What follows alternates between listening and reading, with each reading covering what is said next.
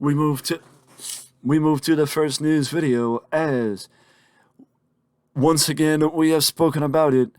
WWE is on a hiring freeze because of the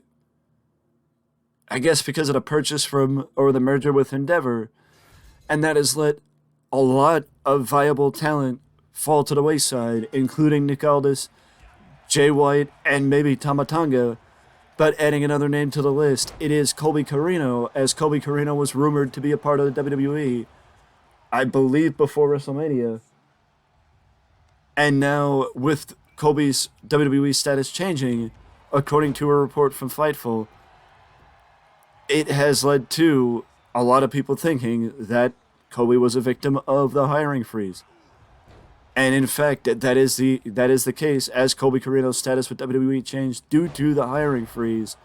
He is now not a part of the company and is, in fact, still a free agent. Or back to being a free agent, I should say. How did I miss that?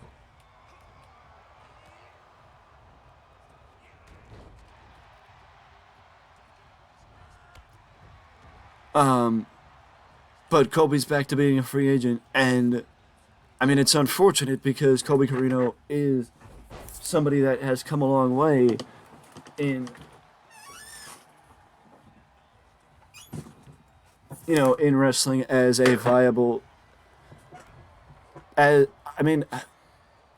somebody to build around for the future and a viable potential, with viable potential, especially considering the fact that he was born to do this, considering the fact that he's a second-generation superstar, the son of WWE trainer Steve Corino.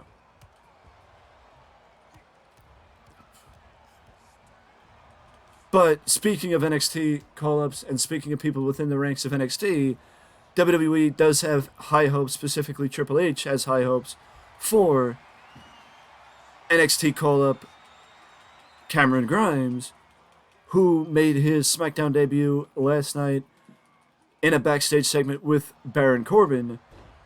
I think, again, as I've mentioned in the past, it shouldn't be where they just go right into the feud. It should be where they have a little bit of a build-up, because it gives you the opportunity, not, LA Knight versus Bray Wyatt build-up, but it gives you the opportunity to learn about the guy and, learn who this guy is, why he matters if you don't know who Cameron Grimes is, and also it gives people the opportunity to learn his catchphrases.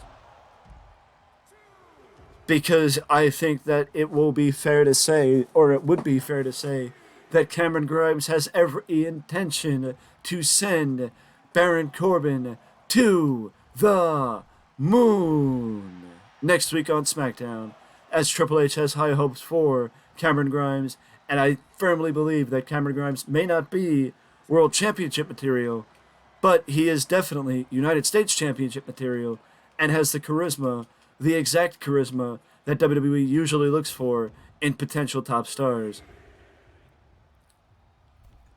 So I think that the future is bright for Cameron Grimes in WWE. Speaking of WWE, this one is an interesting story, as WWE is potentially bringing WrestleMania to Tennessee for the very first time, as the Tennessee Titan football team is looking to set up a new arena. According to reports, the new arena in Tennessee is all set up. It's just that they have to, start building. Like, it's been requisitioned, but the process has not been, the groundbreaking hasn't started yet. Honestly, I don't know for certain, but the expectation is that the new stadium for the Tennessee Titans will be opened in 2026. So WrestleMania 43 could, in fact, take place at the new Tennessee Titans building. But it's kind of crazy, in my opinion, that WWE would look to WrestleMania 43 at this point, considering we still don't know where WrestleMania 41 or 42 is going to be. So the fact that they're potentially looking to WrestleMania 43, which makes sense, because WWE likes to go to arenas first, before the Super Bowl and before other major sporting events. But again, just the idea that WWE would plan out WrestleMania 43 before 42 and 41 is a little, I mean, I don't want to say perplexing, but more a little interesting that they would go that route. Either way, props to Tennessee if they do end up with WrestleMania 43. Again, WWE Backlash is tonight, so if you are looking for wrestling to take wrestling tonight, then WWE is the place to go, as WWE is live from Puerto Rico with one of the hottest musical acts in the world today, Bad Bunny, set to compete in what could be the main event, but is in fact his first singles match in WWE against Damian Priest on the Premium Live event.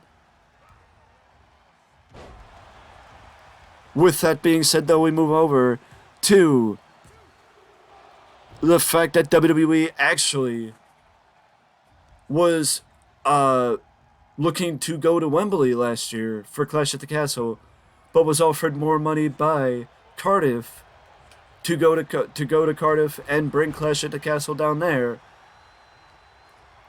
So they made the decision based on what they were offered, which makes complete sense that they would do that. And I mean, it just makes you wonder if WWE went to Wembley Stadium instead of Cardiff, how much tickets would they have sold, and what the output of tickets would have been for WWE going to Cardiff.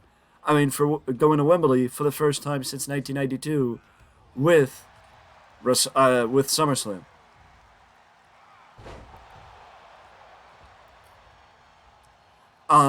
But the question now is, would WWE ever consider going to Wembley, or is Wembley now off the market for at least a couple of years, considering AEW is going in August? But now also, with the fact that AEW was open to the general public, the ticket sales for All In are open to the general public as of yesterday. AEW has officially broken over 60,000 tickets sold for AEW All In on August 27th. I think WWE would have done well had they have went to Wembley Stadium last year, but either way, they made the decision based on what was best for them.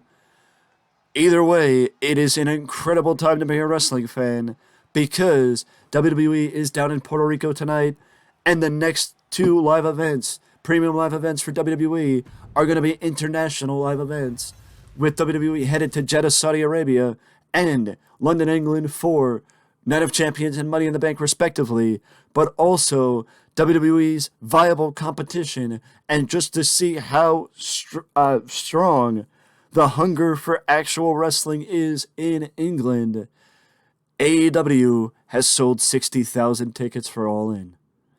It is absolutely insane, and the fact of the matter is, we're not done yet, because the ticket sales to the general public just started yesterday, and we still have until probably at least the end of July until the attendance can be made official.